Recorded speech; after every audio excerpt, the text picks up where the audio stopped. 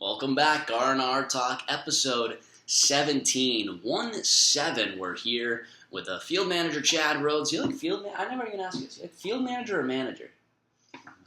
They call you the field manager on the site, but I just call you manager, Chad Rhoades. I like broadcast manager. Yeah, I like that as well. Might as well. What do you Who got? are you? Sponsored by NOS today. NOS Energy. NOS A Energy. little coffee. And we found a secret room.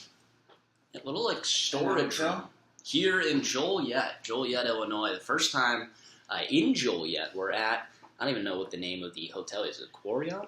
Clarion? Clarion? Is it a Clarion? Yeah. No, it is. Okay, so Clarion. I didn't know it was a Clarion. But still, nice hotel here in Joliet, Illinois. Found a little storage room. It's got AC in it. But RnR Talk, episode 17, coming fresh off of a series sweep against the Windy City Thunderbolts. Moved to 7-2 against them on the season. Very good. Y'all's now on a 4-game win streak, highest win streak of the season. Chad, how you feeling?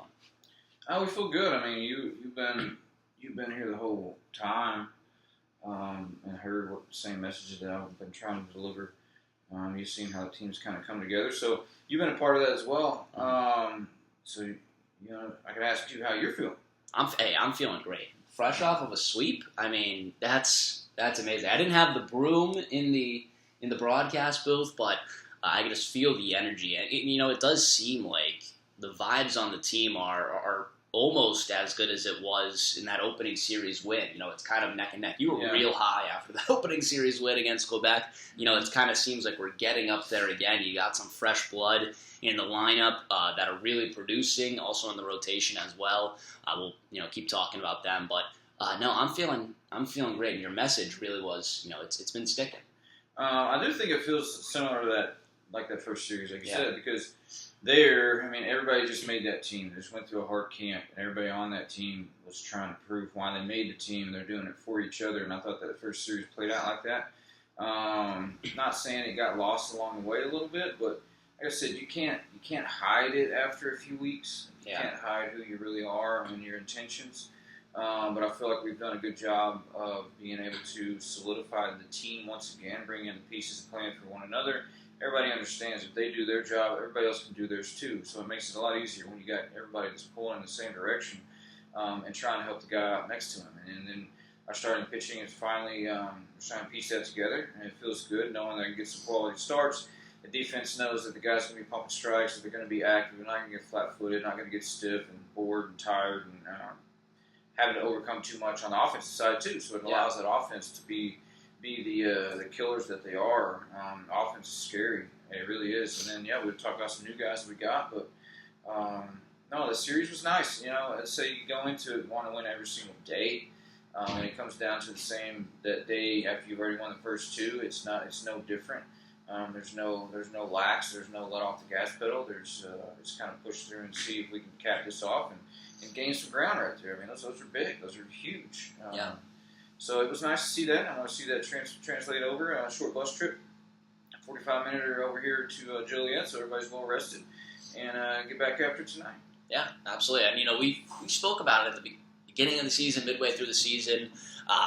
The offense, it's been there. The offense has been there. We really wanted to shore up the pitching staff, and you got 3 great performances in this series from Reed, Ross, and Yoniker Villalobos. Yoniker yesterday, 12 strikeouts, a season high for any Dolls pitcher. Would you have believed? I don't know if he's ever done 12 before. I don't know if he said 12. It lined up pretty good, I guess, against their offense. Carl even said his bullpen that he was locked in. I think the one bad pitch he made, I think that was a series of events that just kind of transpired that it wasn't necessarily the pitch. I think it was a little bit of lack of focus. They did a delay steal 2 pitches before that, kind of caught him off guard. Gutierrez tries to throw him down, tipped off his glove, and then there was 2 pitches in a row where it was kind of getting back on track, and I think he just got caught. Yeah. On that full count heater, missed over the middle and got caught, but that was the only damage. That was the only trouble. But other than that, he was great, man. He moved his fastball in and out, and the fastball command right there.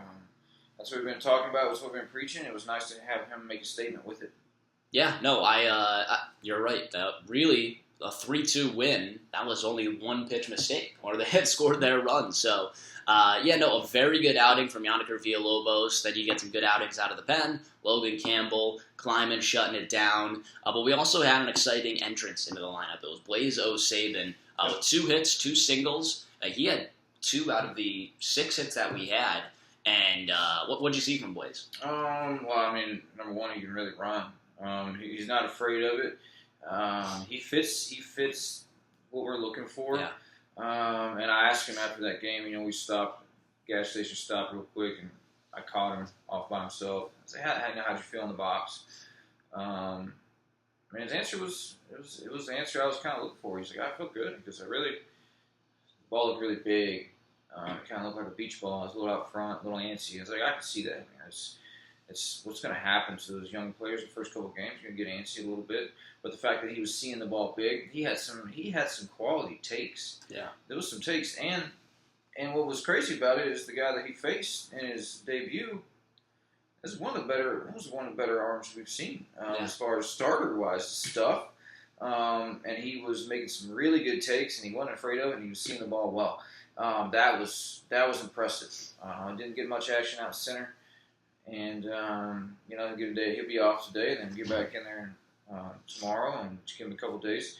But I want to see his feet. We can get wet, but he makes that good offense even better because it just gives us a little bit more dynamic ability to make different lineups. He can run.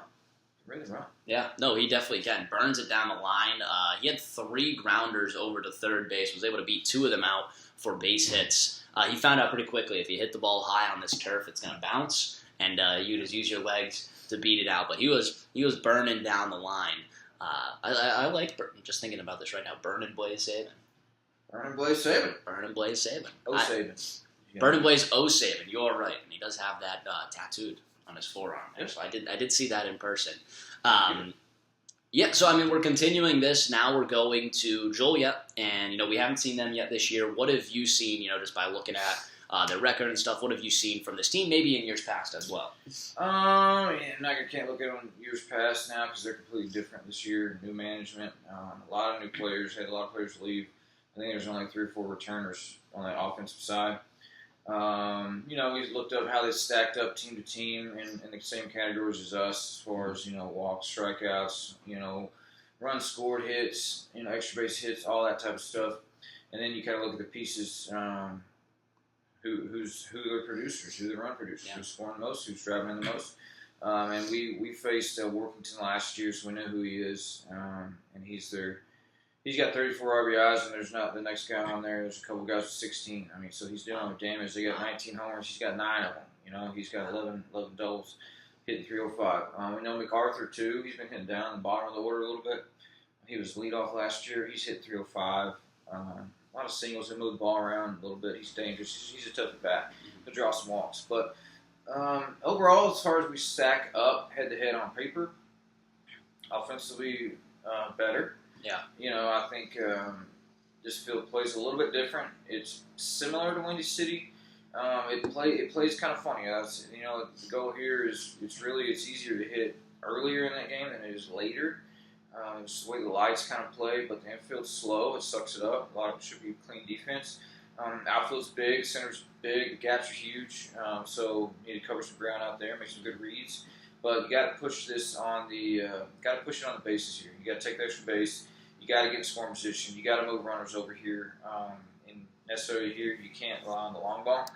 Similar to Windy City, you can't go up there looking to put your game and put your runs and hopes in the home run. Yeah. Yeah, no, I'm excited to see what the field looks like because I haven't seen anything on it, and I'm excited to play a new team. That's good information to know that, what did you say, Worthington? Workington. So keep a lookout for him. But we're set up pretty well, I think, pitching-wise. You got Edgar on the mound tonight, and then you're followed by Randy Abshire and Reed Smith, who have looked phenomenal through their 3 starts. So really, win the Edgar game, you have a good chance probably to win the series if you throw those other 2 guys out there. And if you win the series, it looks like you probably hop them in the standings as well in the West Side. So y'all's hopefully continue to bounce back here. I just want to add one last thing here at the end. Sergio Gutierrez, that bomb down the right field line. Y'all's bouncing back again after the 6th inning. Those are our first 2 6th inning comebacks, at least on my game notes there, where we were able to come back, at least down. And, what does that do for the team moving forward? It's huge coming back, knowing that we can do some weapons. I mean, right there, I thought we had a perfect time to manufacture. Blaze hustle, beat out that ball down the first, and then Goody's coming up. This is no brainer for him. We're down 1-0, and it was 2-1 at that point. Yep, 2-1. It was 2-1 at that point. So he knew awareness that, hey, I'm trying to get this guy in scoring position. That way he passed the stick and let's score a run. Gave him a bunt in that first one. And then he tried and he pulled away from him a little bit. And then that second one, I let him hit, and I just wanted to see Blaze run, so I put on a steal. Yeah. And he had a great jump. He had that bag easy, so it was nice for me to be able to see that, even though he didn't get a bag. And then Goody got that barrel right there, and we scored 2 and took that lead back and didn't look back. But being able to come back in those situations where it's like, okay, that was good for me to see, because at the end of it, Gutierrez was doing what he's got to do to get the guy over. We were going to bunt. We were going to manufacture to get him there. If not, I'm going to get him in a second. So it felt like that we have pieces that we can. Okay, we don't. Like I said, we don't have to rely on the homer, even though he got one right there. We can play baseball now. We can manufacture runs. We can set guys up, and then we can take our shot, execute, get in the base hit to push it in. And that was what's been nice in the past couple games. Yeah, no, that was interesting. I mean, I knew it was a sacrifice situation, even in the booth before he was coming up to the plate. I was like, okay, Sergio's going to bunt here. And, I thought he would give 2 tries at it, but you want to see, obviously, Blaze run. And sure enough, guess you don't need the bunt in that situation when he could hit it over the right field wall. But that was very good to see. I love seeing the Y'alls come back in those situations, and I love putting that on my game notes as well, coming back after the 6th inning down. So really helps out. Another 6:35 start, 6:35 Central, 7:35 Eastern, again, Flow Sports and on Meredith. Make sure to check that out. Edgar Martinez taking on the Joliet Slammers. First time this season. We're opening up a 3-game series. Let's have some fun. Y'all, till next time, take care.